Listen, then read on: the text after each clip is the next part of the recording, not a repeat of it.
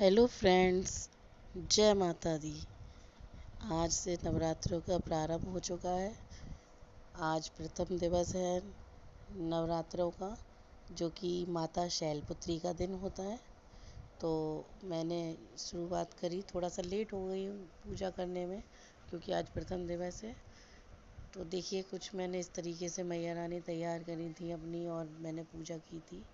ये कलश तैयार करा, जिसमें पहले कलावा बांधा, फिर उसके बाद 2 जोड़े लौंग के, यानी कि 4 लौंग, एक बताशा रखा। खाली कलश नहीं रखते हैं, गंगा जल में डाल के, जल में गंगा जल डाल के, और इस तरीके से करते हैं।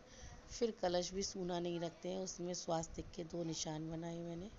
और हमेशा स्वास्तिक जोड़े से ही बनाने चाहिए, ऐसा मैंने कहीं सुना था। जिन लोगों को नहीं पता है वो लोग भी ध्यान रखें कि स्वास्तिक का निशान हमेशा जोड़े से बनाएं।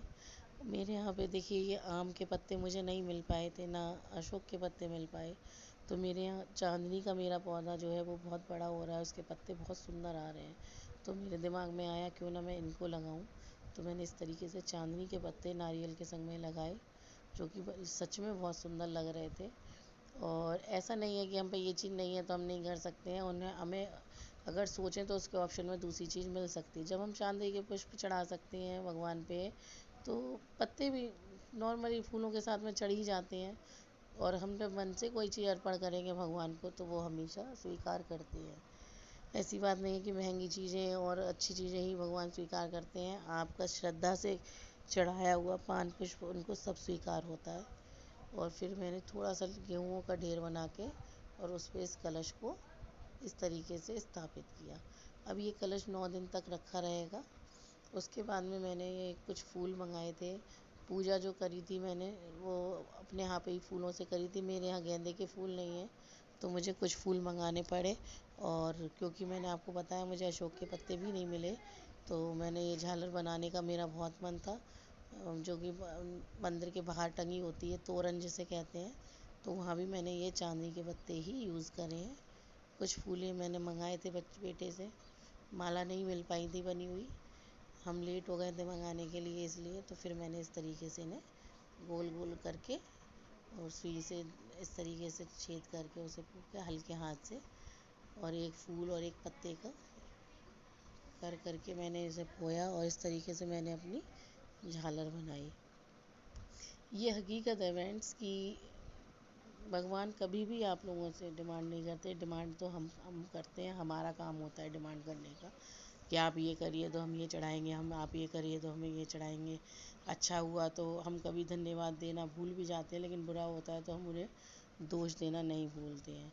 ऐसा हमारे को नहीं होना चाहिए। खैर छोड़िए। देखिए, इस तरीके से मैंने ये तोरण तैयार करी थी, क्योंकि फूल थोड़े कम थे, इसलिए मेरी ये माला भी थोड़ी कम पड़ गई। और ये एक पत्ता अलग ही डिज़ाइन का निकला, जो मैंने अभी आपको दिखाया था, अजय अलग ही शेप थी। फिर इस तरीके से जब तैयार करके मैंने इसको पहले एक धागा बांधा उसमें अलमारी में, जो एक अलमारी में खाने बने हुए हैं जहाँ मेरा मंदिर है, उसी के नीचे का एक खाना हमने छोड़ रखा है। जब नवरात्रे आते हैं तो हम देवी की चौकी उसी में ही लगाते हैं। कोई भी त्यौहार होता है, दिवाली है, होली है, तो जब भी चौकी लगानी होती है हमें, हम इसी जगह पे लगाते हैं। ये हमने मंदिर का हिस्सा छोड़ रखा है। इसमें बेटी ने सुबह ही अबरी ला के कलर्ड पेपर और चिपका दिया था, मंदिर साफ़ कर दिया था, चौकी धो के रख दी थी।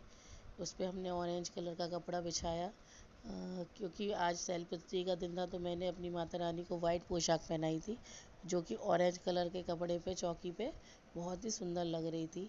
मेरा फ़ोन थोड़ा ख़राब है तो कैमरे में ज़्यादा क्लियर नहीं दिख रहा है, लेकिन हकीकत में वाइट ड्रेस में मैया रानी बहुत ही सुंदर लग रही थी। और मैंने उन पे जो पुष्प चढ़ाए थे, जिनसे उनका श्रृंगार किया है, उन्हें चढ़ाया है, वो भी मैंने अपने यहाँ के ही चढ़ाए थे, जो वाइट ही थे।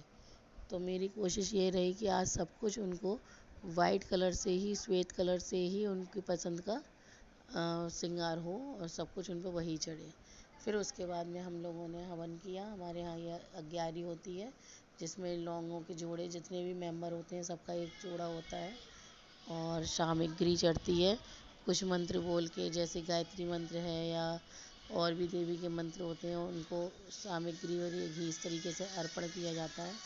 यदि आप लोगों के यहाँ भी कुछ होता है तो आप लोग भी बताइए कि इसे हमारे यहाँ अग्यारी कहते हैं, कि आपके यहाँ पे इसको क्या बोलते हैं। प्लीज़ कमेंट करके बताइएगा। और उसके बाद में बच्चों ने शंख बजाया, घंटी बजाई, आरती करी, इस तरीके से कुछ आज हमने पूजा करी। और मैं कोशिश करूँगी कि 9 दिन की अपडेट मैं आप लोगों को देती रहूँ। और मेरे पास क्योंकि फूलों की माला फूल कम थे तो वो लड़ी भी छोटी बनी, लेकिन मैंने उसे टुकड़ों में ही जोड़ जोड़ के बनाया, बहुत ही सुंदर लगी। शायद वीडियो में वो कैप्चर नहीं हो पाई है। तो उसके बाद हम लोगों ने करी आरती। हमारे यहाँ जय अम्बे गौरी आरती होती है सुबह के टाइम में। आप लोग यहाँ कौन सी होती है वो बताइएगा। शाम को हमारे यहाँ अम्बे तुम हो जगदम्बे काली होती है। दोनों टाइम अलग अलग आरतियाँ होती हैं।